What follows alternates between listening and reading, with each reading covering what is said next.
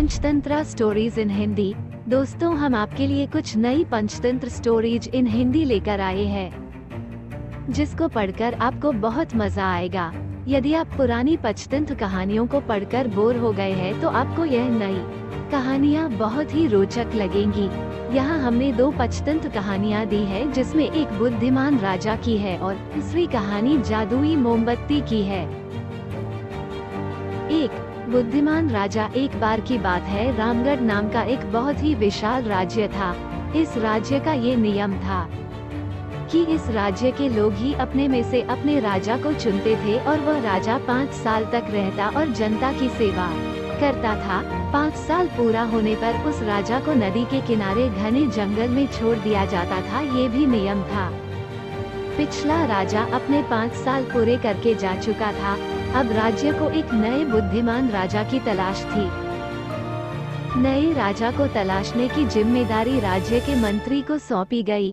मंत्री ने लोगों से तेजाराम नाम के एक बुद्धिमान व्यक्ति के बारे में बहुत सुन रखा था।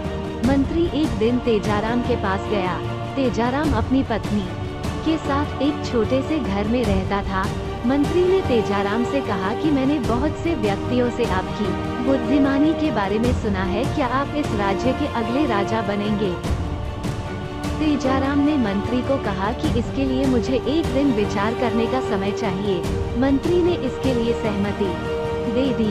मंत्री के जाने के बाद तेजाराम की पत्नी ने पूछा कि एक तो मंत्री आपके लिए राज्य के राजा बनने का प्रस्ताव लेकर आए हैं, आप इसमें क्या सोच रहे हैं?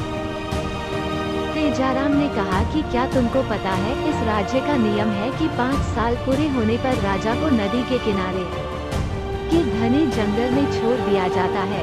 अभी तक के राजा के साथ क्या हुआ ये कोई नहीं जानता। तेजाराम ने इस बात पर विचार करके एक दिन बाद मंत्री के पास गया। वो मंत्री से बोला कि मैं इस राज्य का राजा बनने के लिए तैयार हूँ, लेकिन मेरी एक शर्त है, मैं राजा बनने से पहले उस जगह को देखना चाहता हूँ जहाँ पर पहले के राजा को 5 साल के बाद छोड़ दिया जाता है।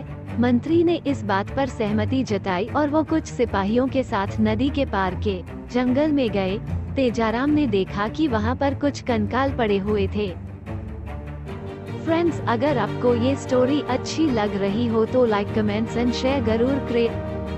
तेजाराम को अब पता चल चुका था कि जंगल में बहुत खतरनाक जानवर है जो वहाँ पर आने वाले अभी तक के राजा को खा चुके हैं। लेकिन तेजाराम ने सोचा, अगर मैं राज्य का राजा बनूंगा तो मैं इसके लिए कुछ कर सकता हूँ। इसके बाद तेजाराम, मंत्री और सिपाही वहाँ से वापस लौट आए।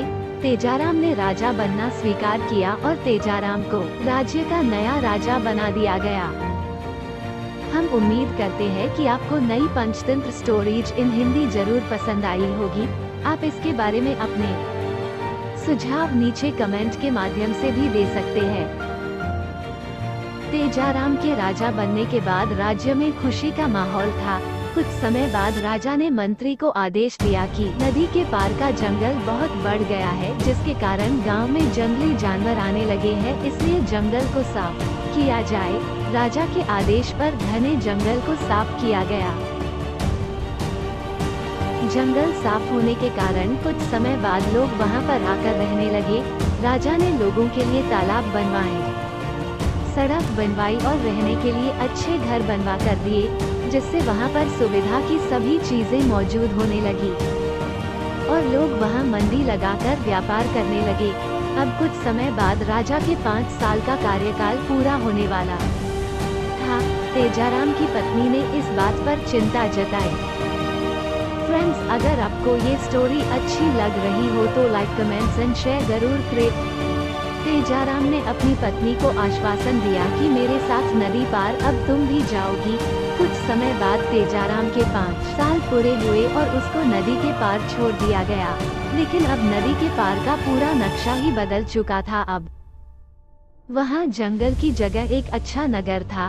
तेजाराम के साथ जब उसकी पत्नी ने भी ये देखा तो वह बहुत खुश हुई।